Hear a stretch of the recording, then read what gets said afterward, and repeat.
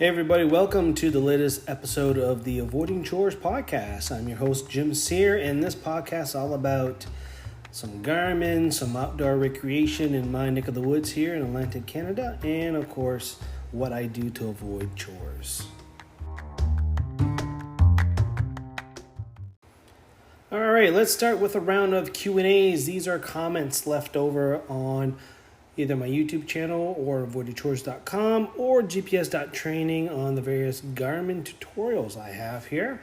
Since I haven't done an episode the last couple weeks, might be quite a few questions here. So let's start off here. Brian Steele posted here on my activating inReach Explorer. And it says here, when I set it outside, it seems to be stuck on waiting for confirmation. I had it out there for an hour.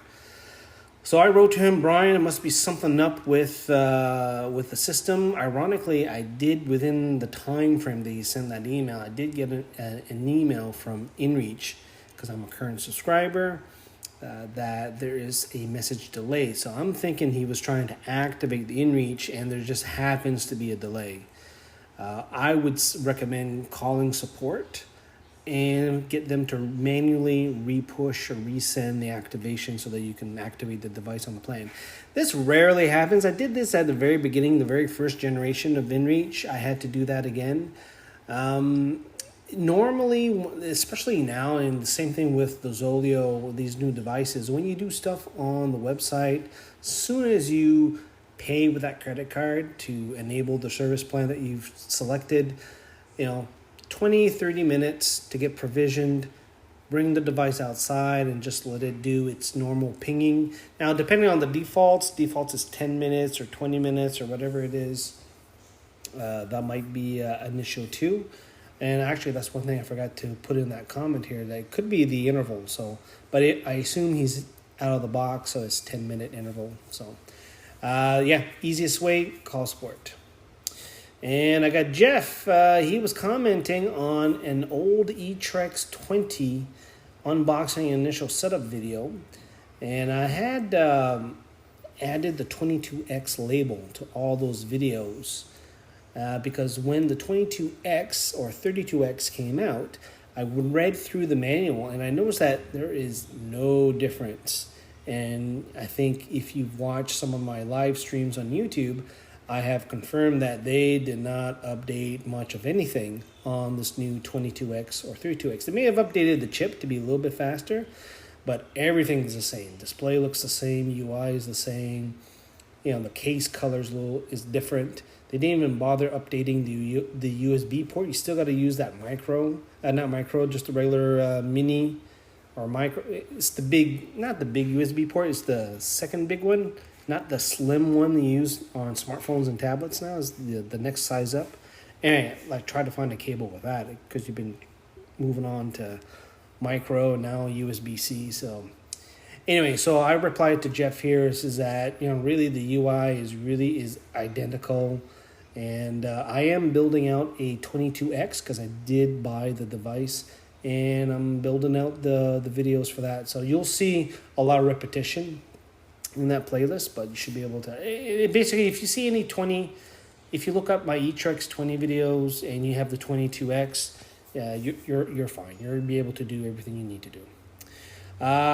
Spank Yanks commented here on my Garmin Vivo Active 4, how to join Wi-Fi networks. So he says here you can't get his to connect to Wi-Fi.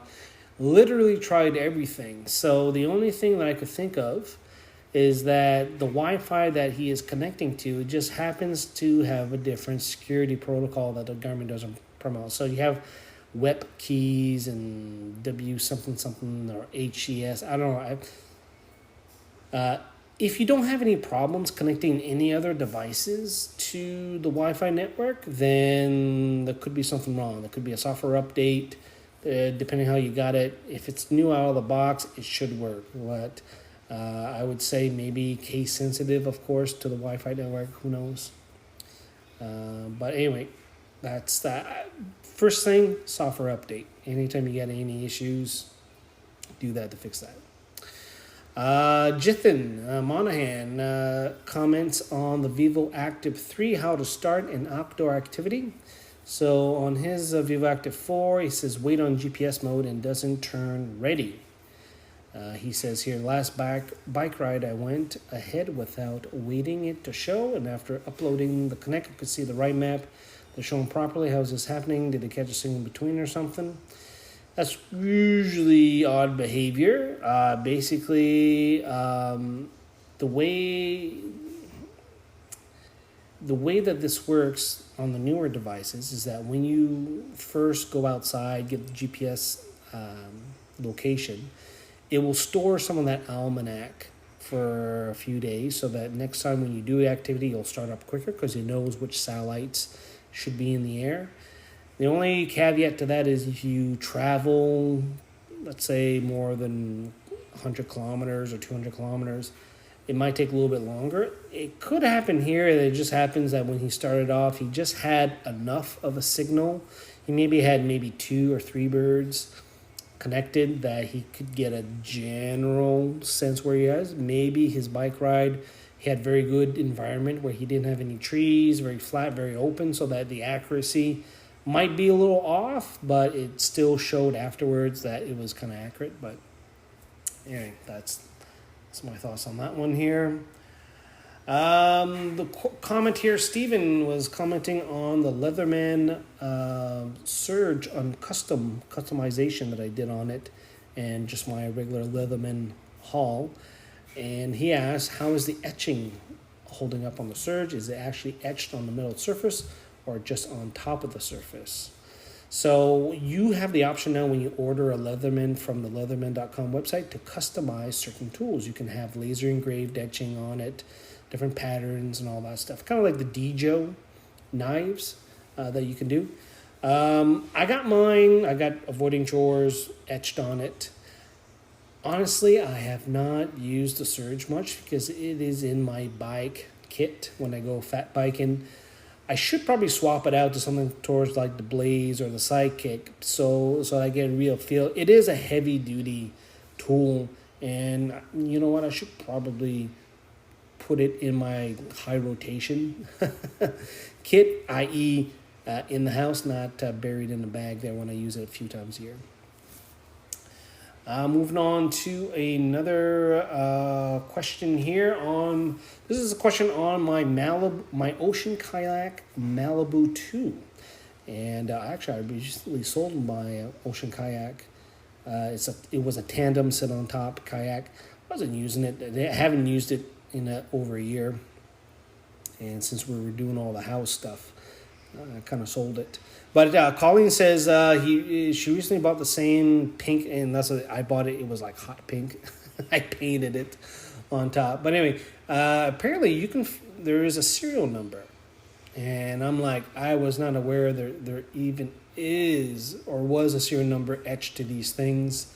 Definitely, I would have known because I painted it and took a lot of close look on it, and I was opting to do customization, so I don't know where the serial number is. I don't think there's supposed to be one. The other thing is that my specific one is actually quite a bit older than some of the newer ones, so I don't know why you would need the serial number, to be quite honest with you, but anyway. Okay, so this one here from Siraplang was mentioning on the GPS Map 62 video I did about area calculation. And his question was, how can I plot the boundary and print it out? So basically, when you do area calculation, it will actually record a track, like a new activity, right? The only difference with the area calculation is that it has a little bit of information on the interface for you to start, stop, and then gives you like a calculation afterwards. But the point is, that GPS track is still on your device, so you can plug it in, extract that GPX, and then bring it into whatever mapping program, GPS mapping program you need, and then you can, plot it on the map. You can import the GPX into Google Maps, I think. You can still do that, and you can do a bunch of stuff. So the big key takeaway is, as long as you can get that GPX, all that data will be in that GPX, and then you just layer that on top of whatever mapping product you use. Crazy fucking crackers. 1. comments on my inReach, sending location between inReach users in real time. So this is where I do the inReach to inReach messaging. So can you do this with the Earthmate app? Yes, you can. You just need to send it as a message and make sure that you have the recipient. So if it's another inReach user, you have their internal inReach address. It's a different email address. And basically, when you receive it, tap on the map pin, view message details. You can also send them a waypoint, start doing navigation and all that stuff. So you don't need to do stuff necessarily on the inReach Explorer or the SC, the older models. As long as you have the Earthmate app, you can do a lot of stuff on it. They haven't updated it too much lately, but at least you can do stuff. Trintail Terror comments on my installing Garmin maps on SD card. So he was worried about trying to get maps for California. He was going basically the West Coast, Oregon, and Washington. He's using GPS File Depot or having trouble putting the maps on his device. Basically, the easiest way is to use the OpenStreetMap maps, and there's a website, garmin.openstreetmap.nl. This is a buddy that does an extract from OpenStreetMap and generates compatible Garmin maps, and they have it in different versions, I should say, that you can either install it in Basecamp or be basically self-contained, so you can just drop it on an SD card or just drop it on the device if you have it plugged into USB. That would be my recommendations, especially now. Garmin is using on some of their products their Garmin Topo Active, which uses the hybrid OpenStreetMap and some of their Garmin base map or base layer information. So OpenStreetMap, way to go. Still getting some comments here on the Fitbit Alta, how to reboot, restart. Again, it's old. There's been 3 iterations of the Alta, probably out of date. Comment here, Pat comments on the Cold Steel Voyager large Tanto knife review that I did a while ago. This was one of the very few knife reviews that I did, but he bought his in 1995. The Tanto looks like a little mini samurai sword. I think I got the large one. Somebody was arguing with me that I had the XL or whatever. It was indeed the large one. It is a big freaking knife. If you want a big knife to intimidate people, the Voyager Tanto, Cold Steel Voyager large Tanto. You can get this in medium or extra large too, but large is good enough. Eugene comments on my Garmin Instinct because I did a video where you can set up the metronome for activities. Right? And when you want to walk at a certain pace, you can have a metronome.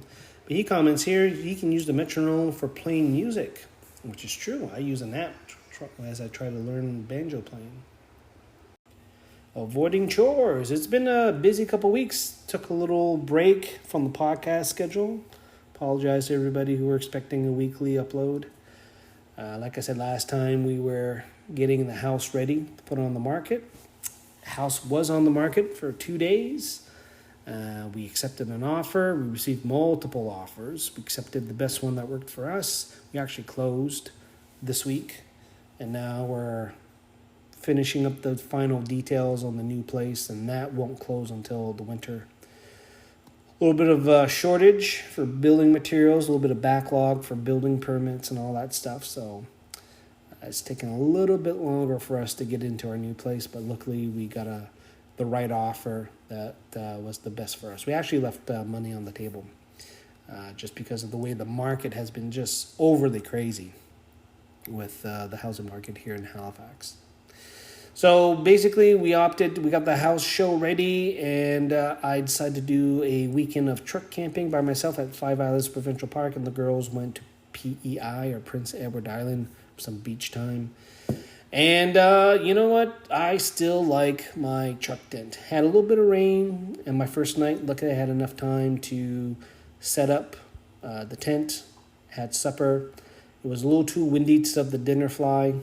And I really need to work. I think that's my next option. I really need to work on some type of awning that can be set up pretty fast and one person, right? When you're two people, you can set things up pretty easily. But I was by myself. And I had no trees. It was totally open campsite, so I had a lot of difficulty setting things up here. But I basically used all of my new camp gear. Used that new Sea to Summit X Set 31, which was replacing the Bugaboo camp set that I had. I really like that X Set 31. It worked out perfectly when you use it on a burner or jet boil, all that stuff. So that worked out pretty good. And I also got a new air mattress. I had used the Thermarest Base Camp, which I had for well over 10 years. Nothing wrong with it, but it's just very bulky. Took a lot of room. That could have been, taking up the space of the camping chair. So I went to Cabela's right before the day of. I said, man, there got to be something. Went to Cabela's, and speaking about Cabela's getting picked dry, holy moly, there is nothing left there. Luckily, I was able to find it was on sale, a Climate Velux air mattress. And the Velux, a little bit extra wide, 30 inches wider. And that worked out actually really good. I'm actually super impressed by this air mattress. So we did that. And had a good time here. So now that we have the house thing all basically done and over with, we're just going to focus on the new stuff. And actually, we're going to be getting ready for what's left of the summer, because really we only have a couple more weeks left, and now we got to deal with return to school.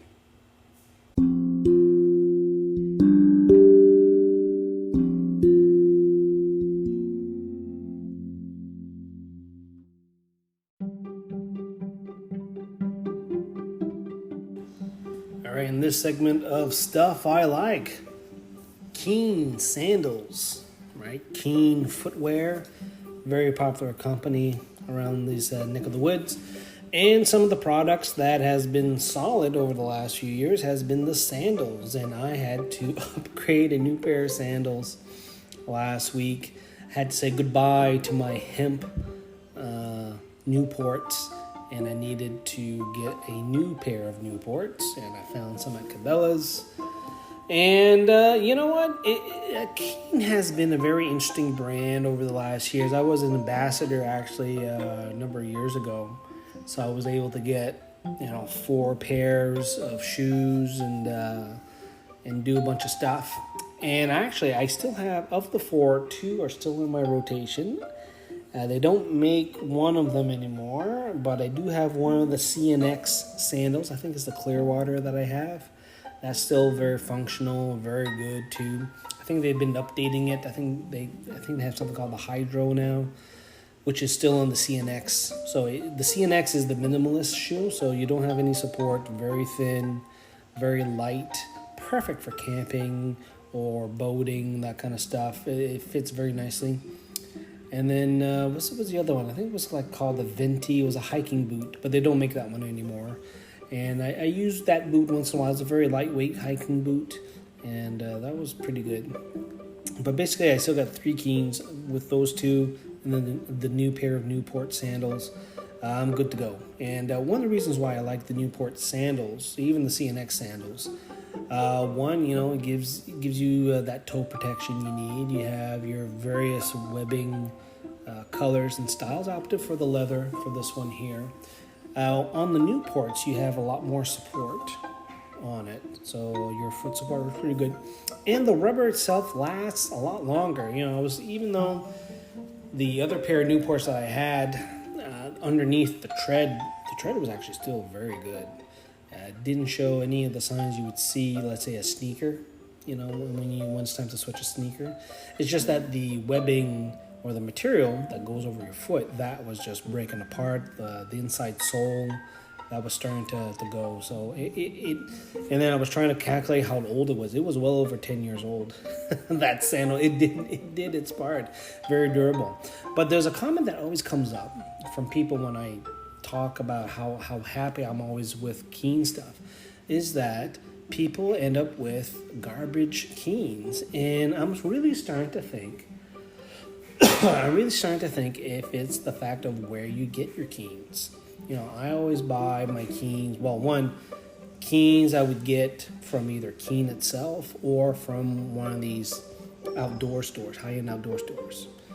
And, other than regular wear, like for example, if I put in 400 kilometers of hiking on a pair of shoes or boots, I don't expect those pairs of boots or shoes to last beyond what there is. If I can get a season, a half, 2 seasons out of it, that's great. And that's normal, right? But, there's a lot of people who would have failing Keens, or they just, it just doesn't last. Even my wife, the missus, she bought a pair of Keens, I think with hiking shoes. And actually, I think she got them in one of these discount places. And I'm starting to think whether or not these discount places are not the A batch. It's probably the B batch. Maybe the quality's maybe not so good. Maybe. But then again, if you remember Keith from the Hangouts there, he got himself a pair of Keen work boots, actually, and he just loves them, right? Getting those work boots, and using them in the quality, he was able to. So I have to say that it's pretty much hit and miss. I think the best thing you can do is order direct, or order from, I would say, the high-end outdoor stores. Stay away from the discount. Now, or I guess you say, if you get it from discount, expect some issues. I think that's that correlation there. But otherwise, I have to say, the Keens that I have, love them. Even those that are not part of that rotation, I wore the bejesus out of them. So, and plus I'm a little bit heavier guy too, so it's normal. If you're putting hundreds of kilometers on something, it's not last. Sandals, I wear them, not that often, right? 4 months out of the year, maybe not every day, maybe the odd weekend. So the sandals obviously will last a little bit longer. But if I were to say somebody who's new to the brand, start with the sandals, go with a nice pair of Newports. CNX line looks really good, and give those a try. I know they're playing around with their shoes and their boots. I think the work boots. I think work boots would be pretty good to look at. For the sneakers or hiking shoes and boots, these are something that season and a half if you really are doing the activity. And that is stuff that I like, folks. Leave a comment, leave me a message, or a comment on the podcast about, do you agree with this assessment? Depending where you go get your Keens. I know it's very, you talk to some people and they have very direct opinions about it. So I'd like to hear what you guys think of it. Last week of July and first week of August is usually the time of year where a lot of folks from my neck of the woods where I grew up would take vacation, go see their parents, go back home and do high school reunions, because it's been a few years since I graduated high school, and actually 30 years this year. I am that old. And so they had their event in not my hometown, the town that I went to school. I grew up in a rural area.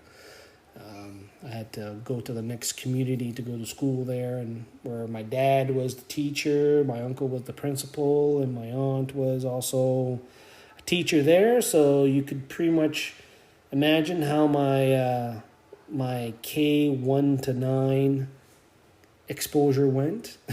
Couldn't do much with that type of supervision. But with the advent of Facebook and live streaming, I saw people got together last night, and it was nice to see people virtually doing stuff there. And there were some faces I have not seen in 30, if not 35 years, because like I said, grew up in a rural area. There's quite a few of the kids that grew up, the boys mostly, Once you got up to a certain age, meaning when you were allowed to drive stuff, when you were 16, some of them didn't make it to high school. You had to go and start working for your dad or for whatever, driving trucks, logging, whatever.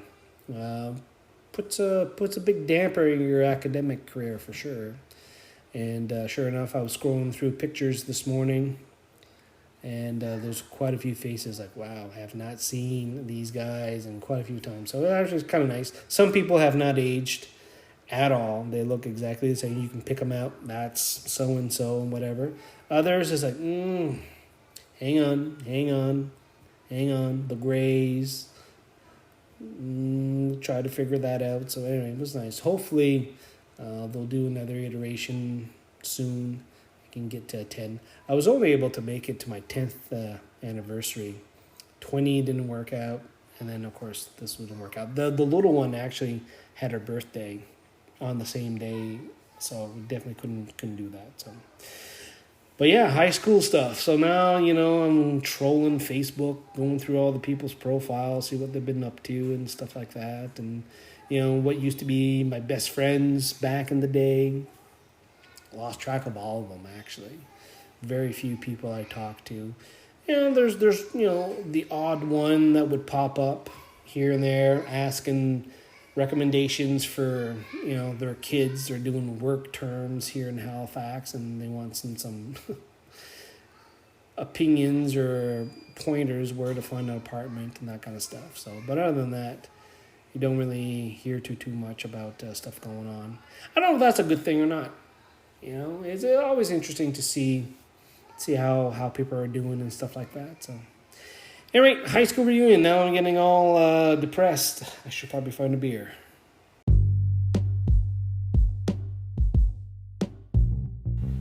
And that's it for this week's episode. Hopefully you found it entertaining for this week. Next few days we'll be heading out for a little staycation here. We originally were going to do some camping, but there's going to be some hurricane remnants, tropical storm remnants that's currently in Florida, and it's coming up the East Coast, and the forecast looks wet to begin with, and we opted to do something else. So you probably expect some content. So usually the staycations, I get kind of creative and do some stuff. I still got some stuff. Just a reminder, there's some new stuff that you probably will see eventually on the Zolio YouTube channel, and that's that satellite, two-way satellite messaging device. I also did a live stream this morning on a nice hike in Cole Harbor along the Trans-Canada Trail, Heritage Trail. So you can check that out. Basically, Steadicam, not a lot of talking. I got eaten alive by mosquitoes. You can check that out. And yeah, that's about it. Check out the websites, and we'll talk to you guys later.